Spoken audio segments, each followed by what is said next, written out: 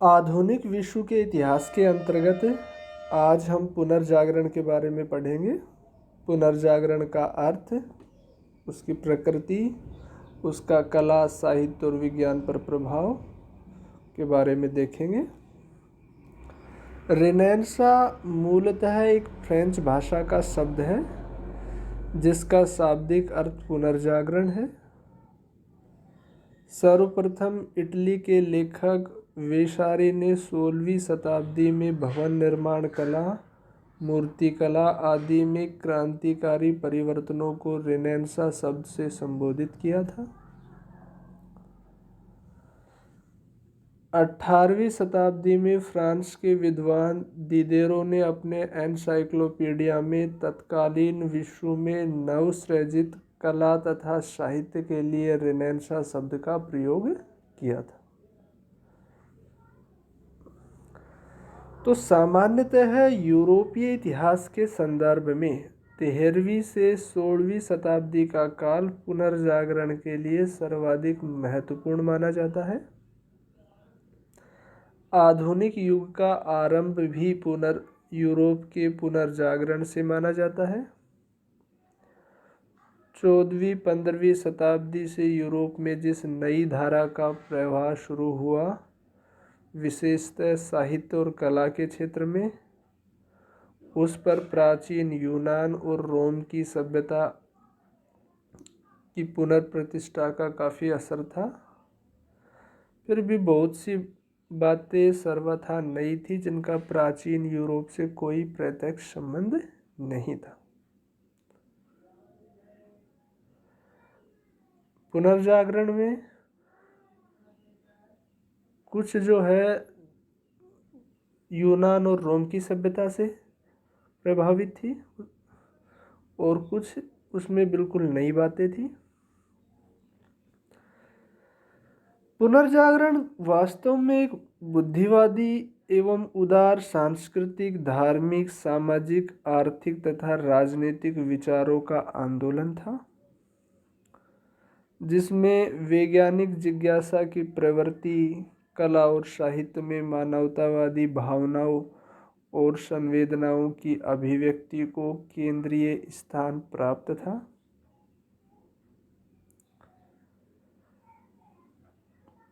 परिणाम स्वरूप आविष्कार, अनुसंधान और आलोचनात्मक वैज्ञानिक प्रवृत्तियों का व्यापक प्रसार हुआ और मध्यकालीन संकीर्ण रूढ़िवादी एवं अंधविश्वासों पर आधारित बंधनों से मनुष्य स्वतंत्र हो सका। इसमें मानव जीवन के विभिन्न पक्षों का सूक्ष्म अध्ययन किया गया और अपनी भावनाओं और प्रतिक्रियाओं को विभिन्न कला क्षेत्रों में अभिव्यक्ति प्रदान की।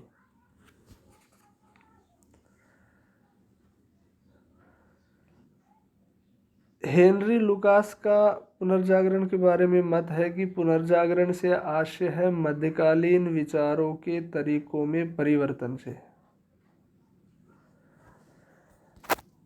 पुनर्जागरण की अगर हम कारणों की बात करें, परिस्थितियों की बात करें, तो पुनर्जागरण आकस्मिक नहीं था।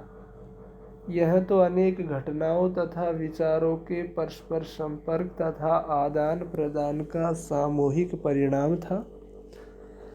इसके लिए कई कारण जिम्मेदार थे। पहला, धर्म युद्ध। इन धर्म युद्धों के परिणाम स्वरूप यूरोप वासियों का अरबों से संपर्क हुआ। अरबों ने यूनान तथा भारत के साथ निकट संपर्क द्वारा जो ज्ञान अर्जन किया था, उससे ईसाइयों की संकीर्ण और रूढ़िवादी आस्था और मान्यता ध्वस्त हो गई और इसी संपर्क से ईसाइयों को गणित, कंपास, कागज बनाने की कला आदि से परिचय हुआ। तो एक महत्वपूर्ण कारण पुनर्जागरण का धर्म युद्ध माना जाता है। दूसरा है व्यापारिक एवं वाणिज्यिक गतिविधियां। इससे क्या हुआ कि बढ़ती व्यापारिक और वाणिज्यिक गतिविधियों से एक और तो नए धनी मध्यम वर्ग का अभ्युदय हुआ, वही नए नगरों जैसे वेनिस, मिलान, लॉरेंस, फ्लोरेंस आदि का विकास हुआ। तो इन व्यापारिक केंद्रों पर एकत्रित विभिन्न देशों के व्यापारियों का विभिन्न आदर्शों, परंपराओं, विभिन्न जीवन शैलियों, अवधारणाओं और विचारों और संस्कृति से परिचय होता था।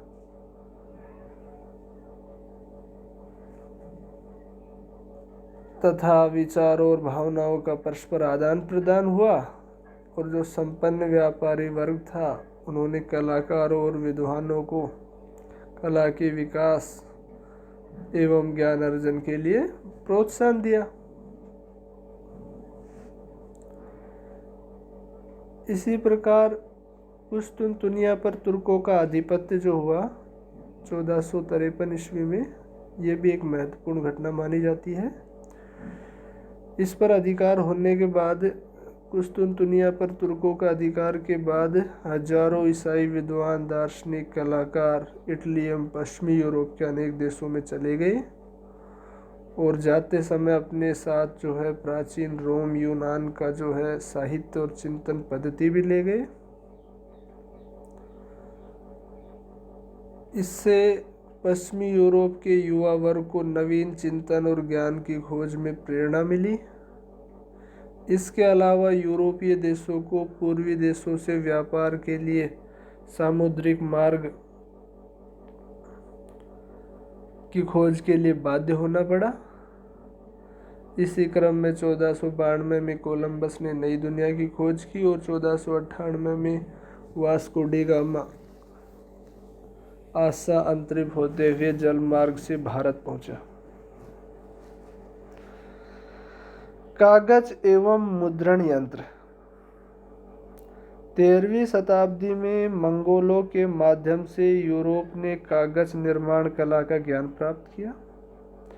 15वीं शताब्दी के मध्य में जर्मनी के गुटेनबर्ग में मुद्रण यंत्र का आविष्कार किया, जिससे बौद्धिक विकास एवं ज्ञान के प्रसार प्रसार के लिए मार्ग प्रशस्त हो गया। तो इससे क्या हुआ कि पुस्तकों का प्रकाशन आसानी से होने लगा, कम मूल्य पर संभव हो सका। इसलिए ज्ञान पर से जो लोगों का, कुछ विशिष्ट लोगों का एकाधिकार समाप्त हो गया। धीरे धीरे जो अंधविश्वास है, रूढ़ियाँ है, कट्टरवादिता कमजोर पड़ने लगी। क्योंकि पहले क्या है कि पुस्तकों में ऐसा लिखा है कहकर जनता को गुमराह किया जाता, लेकिन अब जनता जो है कागज व मुद्रण यंत्र का आविष्कार होने के बाद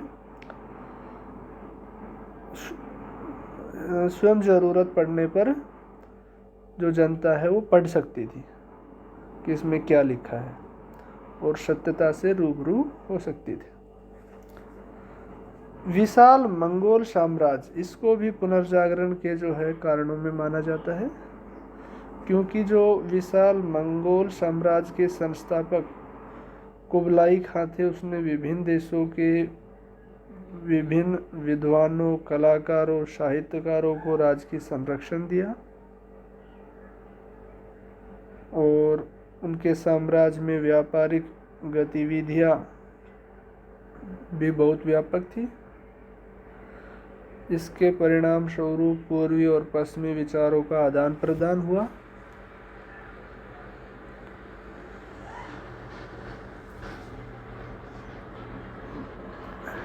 अब है पुनर्जागरण की प्रकृति। तो पुनर्जागरण की जब हम प्रकृति की बात करते हैं, तो पुनर्जागरण काल में अतीत से प्रेरणा लेने की प्रवृत्ति होती है। इसलिए प्राय पुनर्जागरण से प्रतिक्रियावादी शक्तियों को भी बल मिलता है, जैसा कि 19वीं शताब्दी के भारतवर्ष में हुआ। इतिहासकार स्मिथ तो यूरोप के पुनर्जागरण को भी प्रतिगामी मानते हैं, किंतु वास्तव में ऐसा नहीं था। यूरोपीय पुनर्जागरण प्रगति एवं नएपन की ओर इतना अधिक उन्मुख था कि उसे केवल प्राचीन यूनान, रोम से जोड़ देना उचित नहीं है। पुनर्जागरण ने कला, साहित्य, विज्ञान, शिक्षा, दर्शन शास्त्र और इनसे भी ऊपर धर्म के क्षेत्र में समस्त महत्वपूर्ण उपलब्धियों को आत्मसात कर लिया। इसके द्वारा नवगठित समाज मध्यकालीन समाज से पूर्णतः भिन्न था। नवगठित समाज का स्वरूप धर्मनिरपेक्ष था, धर्माधिकारियों का प्रभुत्व नहीं था उस पर। समाज भी ग्रामीण की अपेक्षा शहरी अधिक था।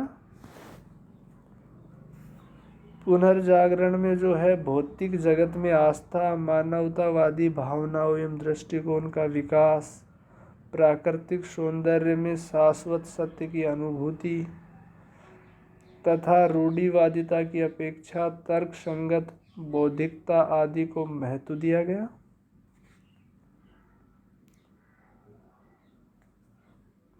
इसमें मनुष्य ने आस्था के स्थान पर विवेक से काम लेना शुरू किया। अंततः मनुष्य के अंधविश्वास ढहने लगे और तर्क पद्धति का विकास होने लगा। अब हम पुनर्जागरण के प्रभाव को देखते हैं। पुनर्जागरण कालीन नवीन प्रवृत्तियों का कला, साहित्य, धर्म, राजनीति, दर्शन, शिक्षा, विज्ञान के क्षेत्रों में क्रांतिकारी एवं दूरगामी प्रभाव पड़ा। तो सबसे पहले साहित्य पर प्रभाव की अगर हम बात करें तो मध्यकाल में क्या होता था कि अधिकतर साहित्य भिक्षुओं और पादरियों द्वारा लैटिन भाषा में लिखा जाता था, जिसमें न तो जनसाधारण का कोई जिक्र होता था और न ही जनता उसे समझ सकती। पुनर्जागरण के साथ राष्ट्रीय भाषाओं का विकास शुरू हुआ। अब आम आदमी की बात उसी की भाषा में इस प्रकार कही जाने लगी कि वह उसे समझ सके।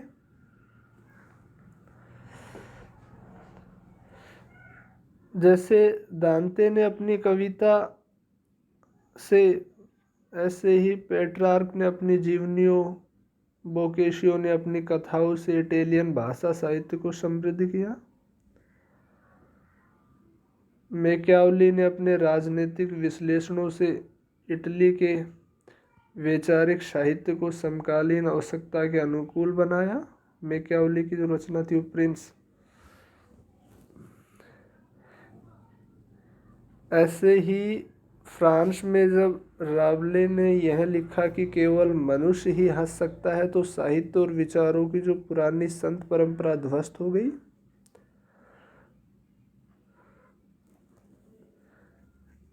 निबंधकार मोंटेन्यू, मोलियर, राशीन, कार्नाई ने भी फ्रांसीसी को यूरोप के भाषा साहित्य में प्रतिष्ठित स्थान बनाने के लिए तैयार किया।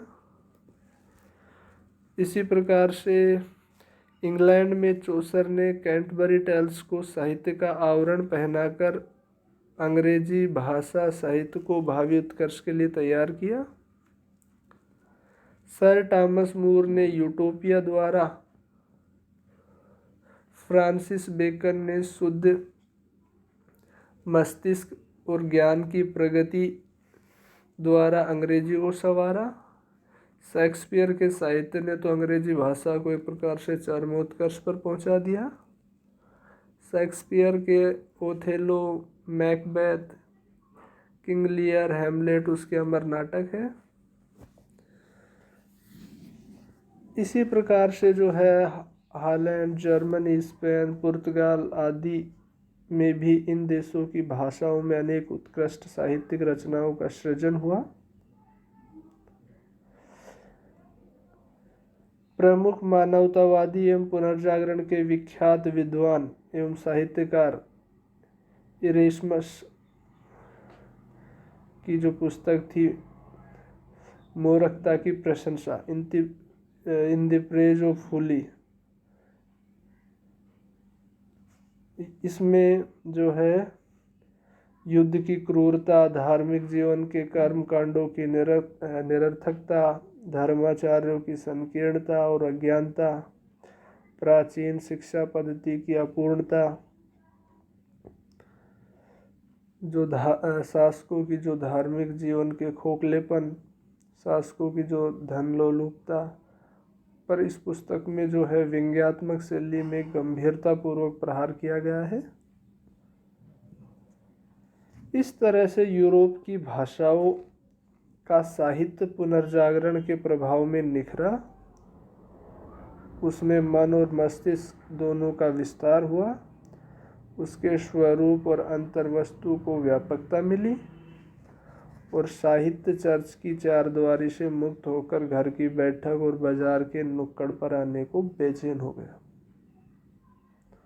तो ये था साहित्य पर पुनर्जागरण का प्रभाव। इसी प्रकार से स्थापत्य कला पर पुनर्जागरण के प्रभाव की अगर हम बात करें तो पुनर्जागरण कालीन स्थापत्यकारों ने मध्यकाल की जो भवन निर्माण कला थी, जिसको गोथिक शैली कहते हैं, उसको बर्बर करार देकर उसको नकार दिया और क्लासिक शैली से जो है प्रेरणा ली।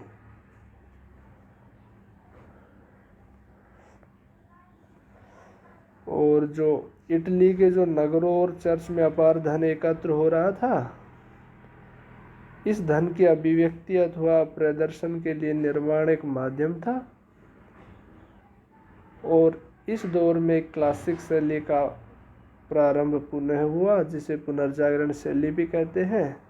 माइकल एंजेलो जैसे कलाकारों के नेतृत्व में संत पीटर के चर्च का निर्माण हुआ, जिसकी कला आज भी हमें चकित करती है। इसी प्रकार से जो है फ्लोरेंस का मेडिची परिवार, विशेषतः कोसिमो और लारेंजो और मिलान का स्फोरजास परिवार कला संरक्षण में प्रमुख थे। संत पीटर का चर्च, जहाँ पुनर्जागरण कालीन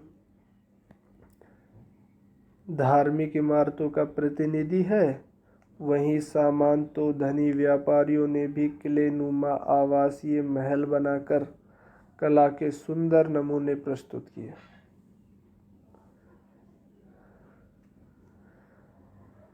ऐसे ही मूर्ति कला पर प्रभाव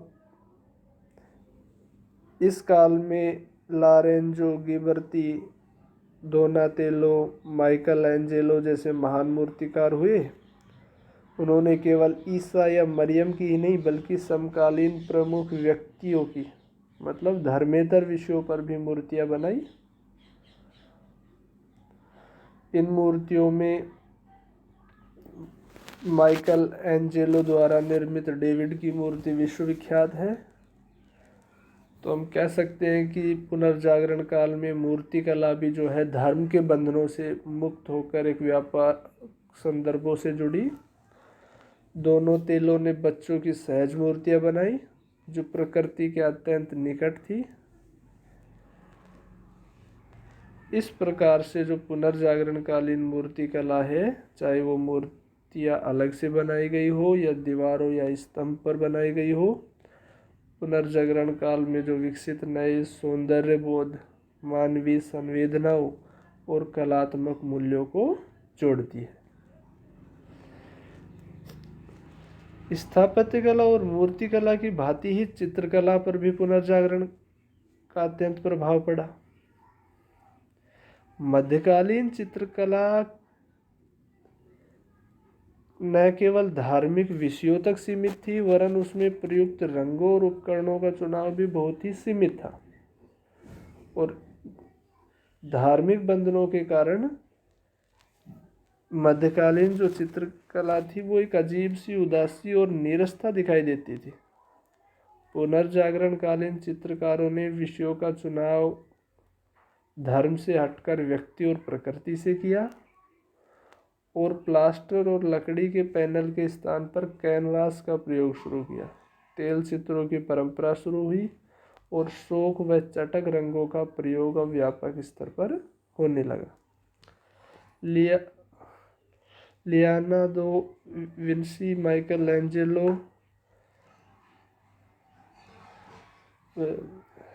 Leonardo da Vinci, Michelangelo, Raphael आदि प्रसिद्ध चित्रकार जो है, जिनके चित्र आज भी अद्वितीय माने जाते हैं। वो इस काल में हुए। लियोनार्दो दा विंसी के चित्रों में मोनालिसा, लास्ट सपर विश्व प्रसिद्ध है। लियोनार्दो के चित्रों में मानवीय भावनाएं अपने सहज और नैसर्गिक रूप में अभिव्यक्त होकर एक सार्वभौम सौंदर्य की सृष्टि करती है। इसी प्रकार से सिस्टाइन चैपल की छत पर बाइबल की कथाओं को उकेर कर एंजेलो ने अमर बना दिया। उनका सबसे महान चित्र लास्ट जजमेंट विषय नहीं उसके निरूपण के कारण महान है, जिसमें उसने पुनर्जागरण कला को चरम अभिव्यक्ति दी।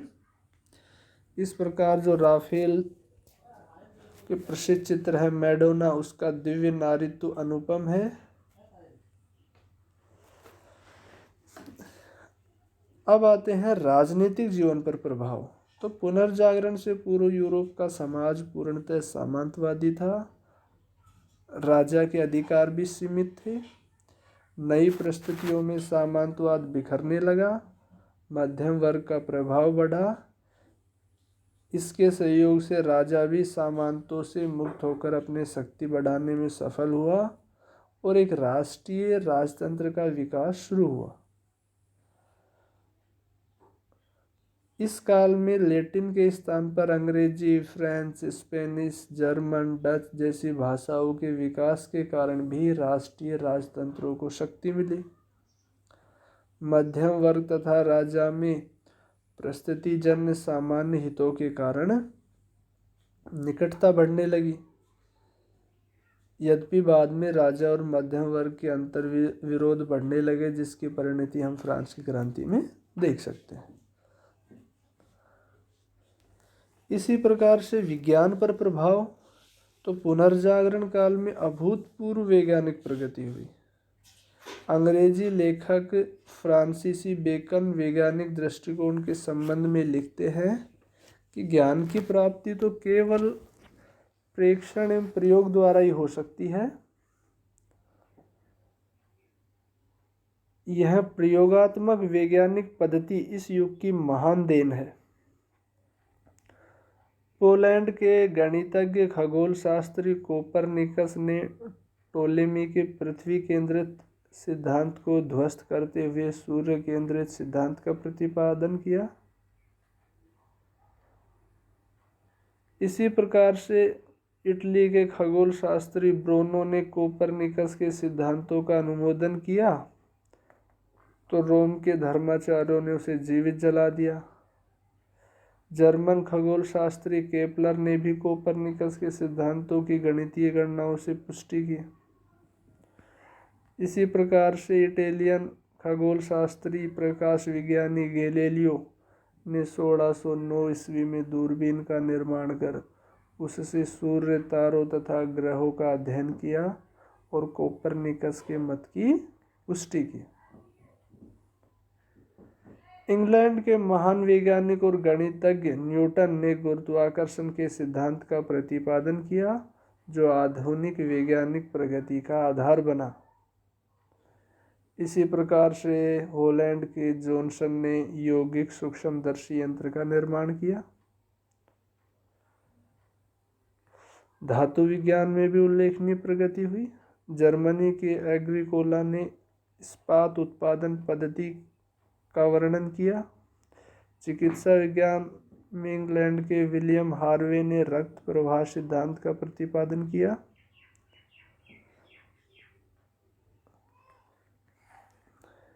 इसी प्रकार नीदरलैंड के मर्केटर ने नया विश्व मानचित्र प्रस्तुत करके प्राचीन रोमन और यूनानी भूगोलवेताओं की अवधारणाओं और अंधविश्वासों से यूरोपवासियों को मुक्त कराया।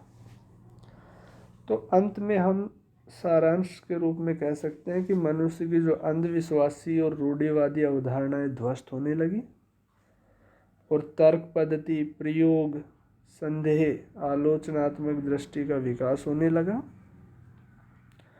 वैज्ञानिक दृष्टिकोण ने दीर्घकाल से मान्य विचारों का आलोचनात्मक परीक्षण कर व्यक्ति को कला, साहित्य, व्यवसाय और जीवन के अन्य क्षेत्रों में नए और तर्कपूर्ण दृष्टिकोण अपनाने के लिए प्रोत्साहित किया। इस काल के अधिकांश विद्वानों और वैज्ञानिकों ने मनुष्य के इहलोक को निरंतर सुंदर और भौतिक सुख सुविधा संपन्न बनाने का उपदेश दिया, और इसी का परिणाम था कि जीवन के प्रति भौतिकतावादी दृष्टिकोण का विकास।